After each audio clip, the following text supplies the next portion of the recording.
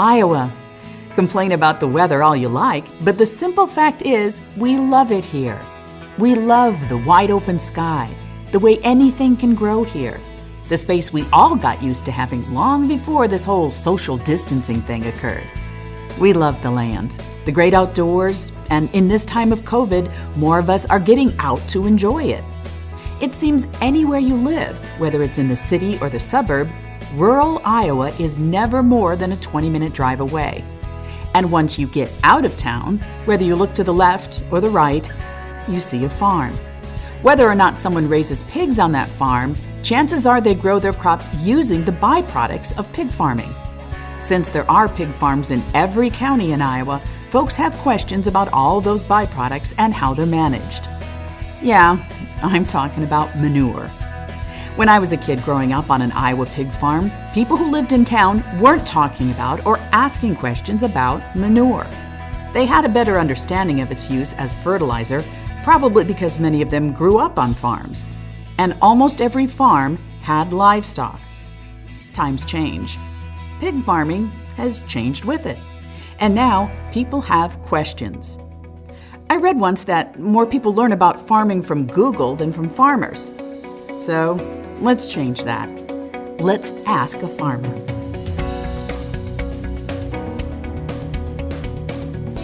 Steve Berger has a family farm in Washington County where they've long grown corn and soybeans. He added pigs about 20 years ago. His family has always been recognized for leaning into conservation of all kinds. They host farmers and urban folks to their farm all the time so everyone can see how conservation and pig farming can go together, like bacon and eggs. Oh, very easily, corn, soybeans, and hogs, you got the protein in the soybean meal, the corn, the starch, where they, gain their weight. We have the land mass to get rid of the waste, and then the corn and soybeans and the cover crop take that up. It's a perfect place. That's why we have corn, beans, and hogs here in Iowa. And I support livestock, any kind of livestock, the cattle, the poultry's big, in the state. I think anything you can do to add livestock to Iowa and the diversity would be very helpful. The cattle in the hills, would be good. Maybe there should be some hills that shouldn't have crops on, they should have cattle, and maybe we should consider that. But it's a great way to get young people started.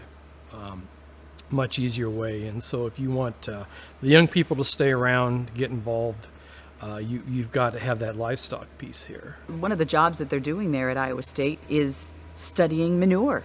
How to hold it, how to use it, how to make it smell better, how, the advantage of the environment. And manure is a valuable thing to you too, isn't it? Yes, it is an asset. It replaces a lot of the commercial fertilizer, the natural, the microbial process, helping the soil, giving the nutrients to the corn and soybeans. And so we kind of take for granted what we have here, and we don't want to lose it. But the manure is an asset, and it really helps our crops grow, and we can utilize that. So. You've got a lot of pigs, but I don't know where they are. I don't smell a thing. Are they fairly close? Yeah. Well, where I'm sitting, I can see the hog barn. We got a hog barn probably about 500 feet there, just north of the house. Just on the other side of the house. Those are the first sheds we built in '97, and they were the closest. We were the closest ones to them, and honestly, we really don't even think about it. Yeah. Manure has an odor to it, but it can be managed, and it's just part of farm life. It's just part of history. And, right, and of course, it's.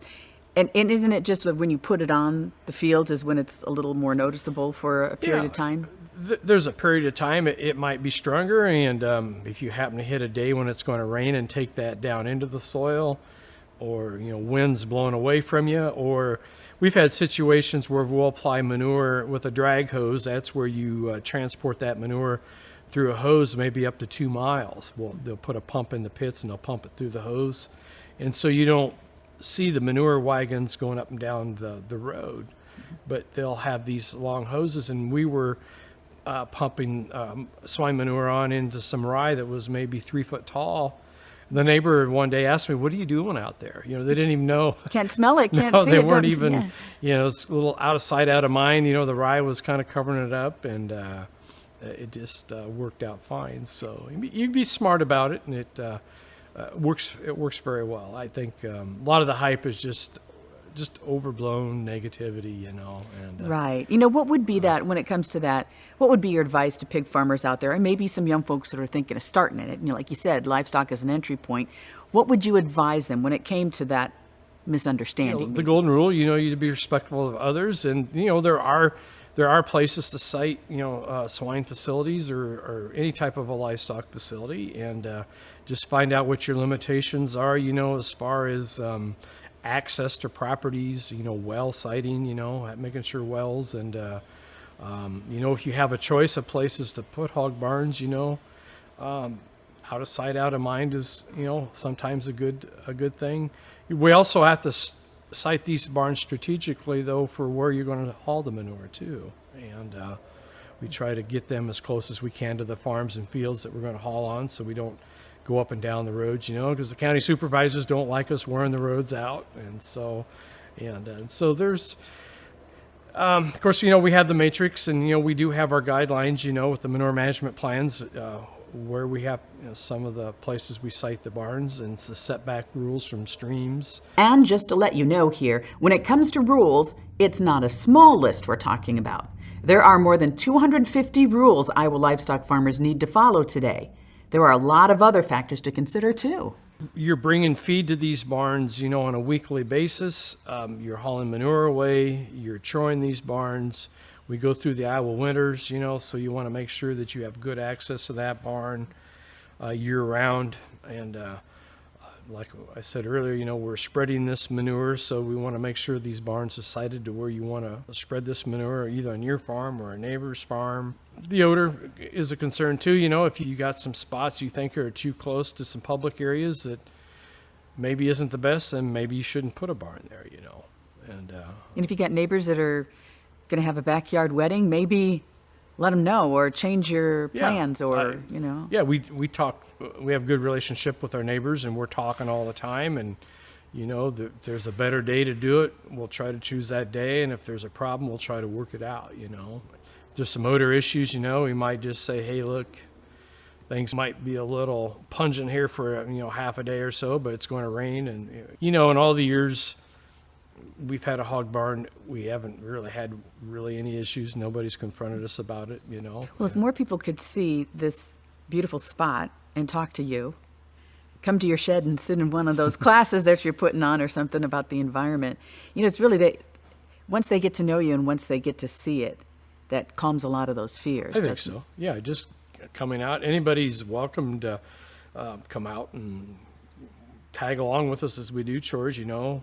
A lot of the young kids like the small pigs. When they first come in the barn, they think they're really cute, and they have fun, and they like to jump in the pens and get their pictures taken. And it's kind of exciting, and just to see all the automation, in these swine barns now, and just like everything else in life, these hog barns are highly automated, where you can bring them up and track them on your phone, the temperature and your fan settings, your feed levels, and a feed diet is watched much closer than our diets, the 20 or 30 different ingredients in a pig diet, and it changes almost weekly what we feed that pig from the time it comes into the barn till it goes to market, And, I have a feeling their weight's a lot more closely monitored than my own.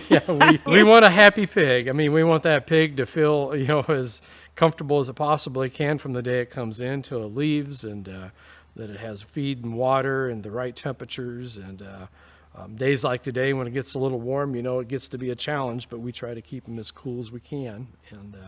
And in the dead of winter, the same thing. They're in climate-controlled barns, and every day is a good day, and we like comfortable livestock. And so I've always just tell people, just with the information coming into us today, we just get bombarded with all kinds of new things we can try, and we try to, I say, just keep it simple. Just have a cover crop, keep something growing, and stop tilling the soil. And between that, we can stop our soil erosion, and we can start to capture the nitrates through the cover crops that are growing, and kind of a nutrient cycling, and that's where it's more advantageous to have livestock on the farm, and so it all works together, but it just takes a little bit of time and planning, and there are plenty of groups around the state that can help help with that too. Those groups Steve talks about are what makes farming sustainable. Face it, in this internet age, no farm is an island. The best farmers today work with a team of experts who develop technologies that show exactly how they're impacting the land and how to improve it. Experts like Dr. Daniel Anderson at Iowa State University. Dr. Daniel studies manure, how it's captured in modern pig barns, how it's stored, and how it's applied on the land to grow things. He's so well known for his work, he even has the Twitter handle, Dr. Manure. Growing up on a Wisconsin dairy farm, Daniel always considered manure as a form of composting, where you use waste products and turn them into organic fertilizer to grow plants and improve soil structure. But he saw room for improvement, and he says that's what got him started. So when you look back at, like your grandfather might raise pigs, we're talking about open lot, maybe an open-faced building, but a lot of the time the pig was outside. So the pig was exposed to the weather, probably not as secure or as good of growth conditions. But I remember those pens being pretty muddy. When we think of the pig rolling around in the muck, the dirt, and hopefully, only a little manure, but it was probably a little dirty. But that was all exposed to the weather. So every time it rained, we'd get nutrients from that manure to wash off with every rainfall event. And that's something that we don't want to have happen. One, that's not fertilizer that we're capturing to use on our farm, but that's also nutrients that are ending up in our rivers, streams, and making it down to the Gulf of Mexico, impacting water quality in Iowa, where it's not as safe for us to use, but also down in the Gulf of Mexico, where a lot of our fish produce is produced. Well, we're getting better at designing systems and also at measuring the impact of farming today. So tell me what a desirable or efficient pig farm would look like today and how you capture it all. So especially what we're trying to do is we're trying to take corn and soybean protein and turn it into tasty animal protein. And the goal in life is to be as nitrogen efficient as we really can be, right? That's money in the producer's pocket to take it from one form of protein to something that consumers want a little bit more. So we want to capture all that nitrogen. We have to capture it and recycle it. And that's where my research and my focus really comes in. And Daniel's focus, just like perhaps yours, is at the heart of misinformation about pig farming, the smell. Ammonia is a big part of the smell. There's something like 40 components that impact smell, but ammonia is a good indicator of what's happening for most of them. So if we can hold that ammonia, we're helping keep down the smell, but we're also holding on to fertilizer value. And then the second part of that is what happens when we take it out of that barn where we've kept it safe until we're ready to use it as a fertilizer and get it into our field for crop conditions. So technologies to get it out there that make sure we still don't have that smell, like injection, but also getting it on at the right rate so we can really support our crops with it. Well, how do you, if we take apart some of these various components, when it comes to the smell part, that tends to be what leads to a lot of the complaints and some of the misinformation. Mm-hmm. So what are some possibilities to reduce odor? Something you do? Yep. Well, there's a lot of things, and it all starts, in my mind, with siting, trying to find the right spots to put pig farms. And I think our farmers are doing a pretty good job of that. They look around where are the areas where they can be located away from houses, especially when you look at the prevailing winds in Iowa, right? We're going to get a lot of westerly winds blowing it to the east, so trying to find places where you don't have a house downwind of your farm. That's a big starting point. The second is, in any of these situations, efficiency is key, right? We're going to generate some odors. Our goal is to minimize them, not eliminate them. It's impossible to eliminate all odor, but we want to minimize the number of days where it's a potential nuisance for people.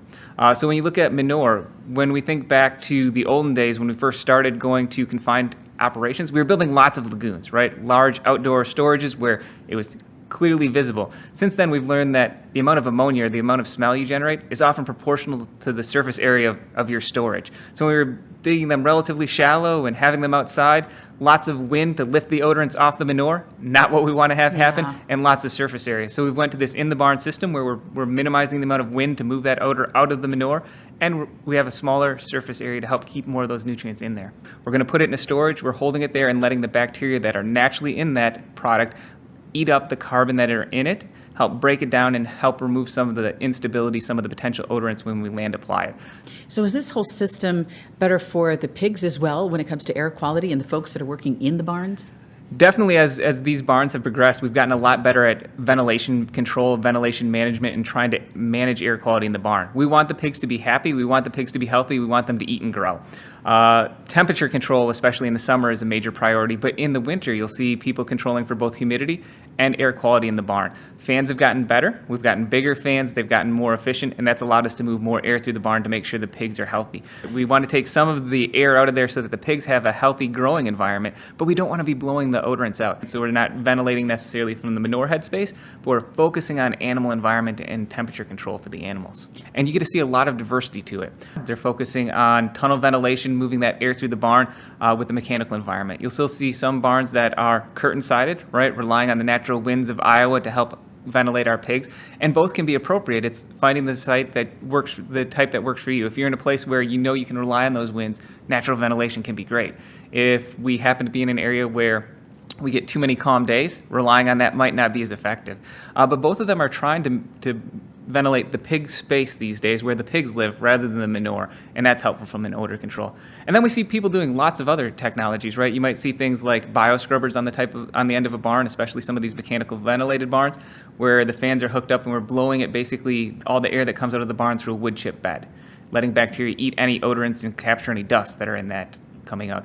Or we might see electrostatic style precipitation fences where we're basically shocking the air as it comes out, trying to get negative electrons to stick to the dust particles to make them extra sticky and getting them to stick to a fence right next to our facility rather than moving down. These big particles that stick together don't move as far. It's like space-age pig farming. It is space-age pig farming, especially, I mean, the better for the environment. We know that if we are improving efficiency, we are helping the environment. We know that if we are keeping better records, tracking where we're putting things, watching out for waterways, we're doing a better job.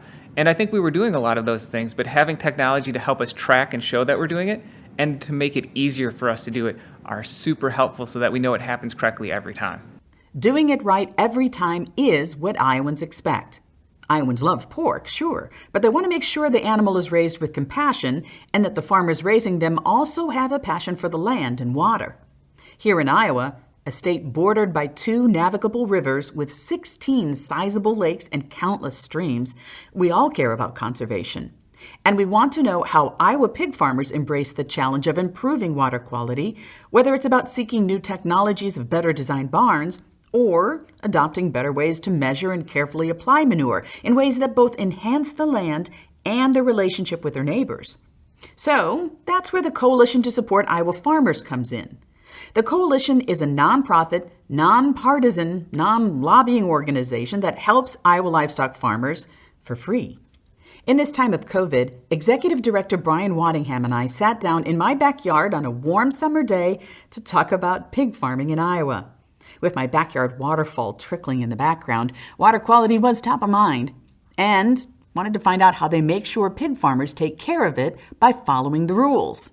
For one thing, Brian says it's just like they say in the real estate business. It's all about location, location, location. You grew up on a livestock farm, and now here you are, executive director, helping other livestock farmers all across the state do it right and grow. And there's certainly challenges wrapped all around that, Brian. I've known you for a little while, and it seems like you guys are always busy, no matter what. But tell me, what is the thing that you guys spend a lot of time doing when it comes to pig farming in Iowa? Well, I think probably the number one service that we provide pig farmers is helping them site new barns. We want to make sure that they meet all the rules and regulations, which there's well over 250 pages of rules and regulations that all livestock farmers must follow. But also then making sure that the site that they choose is going to have a minimal impact on their neighbors. So we want to make sure that we develop a plan for them to go talk to their neighbors and then help them explain why they raise pigs, why it's in their blood, why it's in their nature, why they love to do that. So we feel that the more that farmer can explain what it is they're doing and why they enjoy doing it, the better chance that neighbor has to understand them, because it's relatable that way. And the neighbors that might have those questions, they're just not urban folks who are new to the countryside. Sometimes it's folks who've been there for quite a while, and what is this way that you're raising pigs now? It's so much different than the way we did. Yeah, that's a great point, because we find that so many what I would call the people living in the country. If you're not farming, you're probably 2 to 3 generations at least removed from the farm. So when you think back to your days of Grandpa's farm, that's a lot different than what today's modern livestock agriculture is. But we also like to remind pig farmers, when they go visit with their neighbors, don't assume that your neighbors know everything that you do. You're going to have to take a little bit of time and explain the new technology that's available in those barns. You know, it's your thermostats are adjustable by your phone, so those pigs are well cared for. They're comfortable. Food and water access 24 hours a day.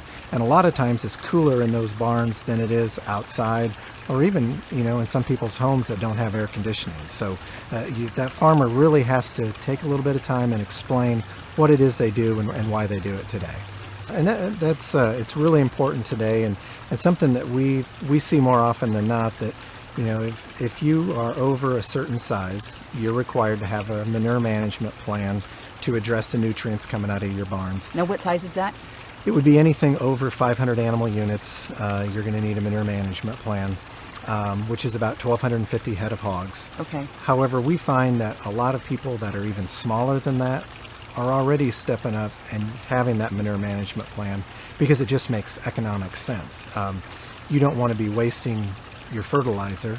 You don't want to be wasting your manure value. So by having that manure management plan and really figuring out where the nutrients are needed, and most farmers are grid sampling today on 5 or 10 acre grids, so you can apply more nutrients where needed and less where needed. And it really is a great system, and one that saves the farmer money and also improves the environment at the same time. Well, we're going to talk about manure here for sure, but let me back up just a bit. When you mentioned unit, what does that indicate? Is that per head or per animal? Or an animal unit, for instance, it takes 2.4 hogs to equal 1 animal unit. A fed steer is 1 animal unit equals 1 fed steer. So it's a system that the Department of Natural Resources worked out in order to determine thresholds for manure management plans, separation distances, and so on. It's just kind of a uniform measurement. And so there's a lot of science that goes into how much manure per acre, per cornfield that they can use, right? Yeah, it is a very, I guess, what's the word I want to say here? It's a system that's been proven to work. So you apply your manure based on your agronomic rate, same that you would with commercial fertilizer, but it's really a science that you know exactly what you're putting on per acre to yield this many bushels of crop. And it's been tried and true, proven for a number of years to really work well. And so when you guys look at, you're working with a pig farmer who his kids are done with school and they want to come back and be a part of the farm, and so they might want to add a barn. So what do you guys do from the beginning? Well, when we get a call from a farmer, we encourage them to set up a time for us to come out. We sit down with them and help them really develop a plan for their future. Kind of see where they're at today, where they want to get to, what resources they have available, and then figure out the best way to make that happen. And when we go out to their farm, we like to take a look at the proposed site. We'll take a look at soil types, topography, separation distances to neighbors, churches, cemeteries, public use areas. Also take a look at their nearest neighbors. If needed, we'll help them develop a plan to communicate with those neighbors. And then also interpret those rules and regulations, whether it's your first time barn or you're an existing farmer looking to grow. We'll help you interpret those rules as you get larger to bring those sons and daughters back to the farm, how that's going to look, what impact that's going to have. And then finally, encourage that farmer to plant trees, implement other best management practices. But trees is a big one for us because you've heard that, out of sight, out of mind. If you can't see the barn, you can't smell the barn as easily. So certainly encourage them to plant trees and windbreaks around those barns when we're all done. Well, and as a master gardener, I like the idea of planting trees everywhere. I think that's great. But yeah, tell me what that does to a hog barn, to that site. What trees add to the whole thing? Or actually what they take away, I guess. Yeah, so I think what they add the most is aesthetics. A lot of neighbors don't necessarily want to look out their kitchen window or living room window and see the roof of a hog barn. So by planting trees around that, they won't be able to see it. They'll see a nice grove of trees, and in addition to the aesthetics, those trees then will provide at least a 10 to 20% reduction in odor from the barn, as well as provide some habitat for butterflies and birds, and just help improve the environment by keeping that soil in place. And that's why you have a program to help more farmers plant more trees. And you've had that going on for a while now, haven't you? Yeah, the coalition, in partnership with the Iowa Nursery Landscape Association and Trees Forever, launched the Green Farmstead Partner Program back in 2009. So it's been around for 11 years now, and past 11 years we planted just a little over 76,000 trees on livestock farms here in the state of Iowa. 76,000 trees. Yes, and that number just keeps growing exponentially every year. We get more requests for the program. Hog farmers are probably the number one farmer to call us. And they do, for putting in trees, embracing new technologies, adding conservation measures, which are a bonus for sure. But it still comes down to following the rules. I think the biggest thing is just knowing the rules. Again, there's 250 pages of rules and regulations that impact these farms, and it can be from soil type, alluvial aquifers, floodplains. You get over in eastern and northeast Iowa, you've got karst soil to contend with. A lot of people don't necessarily know about those rules, but then again, too, it's the size of the building. It's the number of head that you're putting in there, all have different rules. People want to do it right, because today you're probably only going to get one chance to do it right. So take a little bit of extra time, dot all your I's, cross all your T's, talk to all your neighbors, and get it right. I'm liking that. Okay. Thanks, Brian. You bet. Thank you. Keeping Iowa pig farms sustainable as an industry is important to Iowa. And I say that not just as an Iowan who grew up on a pig farm many years ago. As I drive across the state, I'm amazed at all the new technology and precision tools that farmers use to reduce manure odors and get the best value from it, which is, after all, one of the oldest natural resources. I'm Lori Johns. On the next Chop Talk, we'll chat with experts about a new study that breaks down the profits of pig farming for all Iowans. Now there's something you can really sink your teeth into. I hope you join me.